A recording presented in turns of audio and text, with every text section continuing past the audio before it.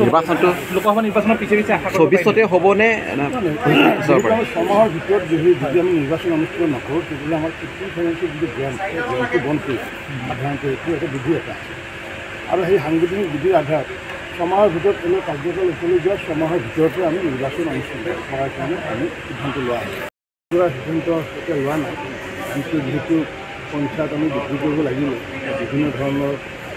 খেলিমেলি এটা হোৱাৰ সম্ভাৱনা আছে পৌৰসভাৰ কথাটো অকণমান সুকীয়া যেহেতু আমাৰ বিজেন্দ্ৰ সমস্যা আদিকে বিভিন্নভাৱে সমস্যা আদিকে ভাৰত চৰকাৰৰ লগত অনলাইন হৈ আছে যিহেতু সেইকাৰণে পঞ্চায়তটো বৃদ্ধি কৰিব নোৱাৰি বা সময় আনিব নোৱাৰি নিৰ্বাচনটো লোকসভা নিৰ্বাচনৰ পিছে পিছে আশা 24 হ'বনে ছমাহৰ ভিতৰত যদি আমি নিৰ্বাচন অনুষ্ঠিত নকৰোঁ তেতিয়াহ'লে আমাৰ 15% যিটো জ্ঞানটো বন্ধ কৰিব সাধাৰণতে এইটো এটা বিধি এটা আছে আৰু সেই সাংবিধানিক বিধিৰ আধাৰত ছমাহৰ ভিতৰত কোনো কাৰ্যকাল উকলি যোৱা ছমাহৰ ভিতৰতে আমি নিৰ্বাচন অনুষ্ঠিত কৰাৰ কাৰণে আমি সিদ্ধান্ত লোৱা হৈছে সিদ্ধান্ত এতিয়া লোৱা নাই কিন্তু যিহেতু পঞ্চায়ত আমি বৃদ্ধি কৰিব লাগিব বিভিন্ন ধৰণৰ খেলিমেলি এটা হোৱাৰ সম্ভাৱনা আছে পৌৰসভাৰ কথাটো অকণমান সুকীয়া যেহেতু আমাৰ বিজেন্দ্ৰ সমস্যা আদিকে বিভিন্নভাৱে সমস্যা আদিকে ভাৰত চৰকাৰৰ লগত অনলাইন হৈ আছে যিহেতু সেইকাৰণে পঞ্চায়তটো বৃদ্ধি কৰিব নোৱাৰি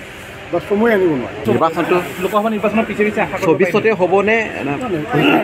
ছমাহৰ ভিতৰত যদি আমি নিৰ্বাচন অনুষ্ঠিত নকৰোঁ তেতিয়াহ'লে আমাৰ 15% যিটো জ্ঞানটো বন্ধ কৰিব সাধাৰণতে এইটো এটা বিধি এটা আছে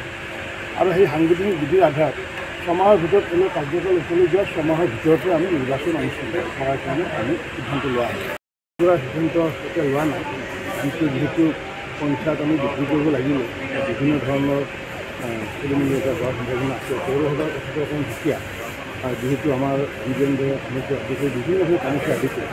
ভাৰত চৰকাৰৰ লগত অনলাইন হৈ আছে যিহেতু সেইকাৰণে পঞ্চায়তটো বৃদ্ধি কৰিব নোৱাৰি বা সময় আনিব নোৱাৰি নিৰ্বাচনটো লোকসভা নিৰ্বাচনৰ পিছে পিছে আশা 24 হ'বনে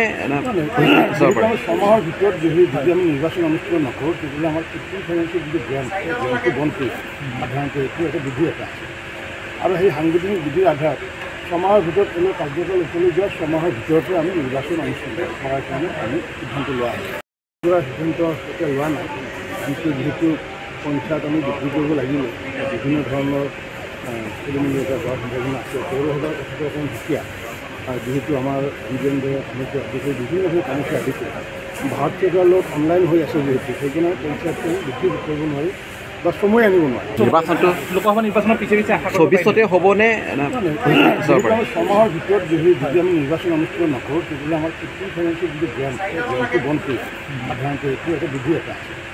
আৰু সেই সাংবিধানিক বিধিৰ আধাৰত ছমাহৰ ভিতৰত কোনো কাৰ্যকাল উকলি যোৱা ছমাহৰ ভিতৰতে আমি নিৰ্বাচন অনুষ্ঠিত কৰাৰ কাৰণে আমি সিদ্ধান্ত লোৱা হৈছে সিদ্ধান্ত এতিয়া লোৱা নাই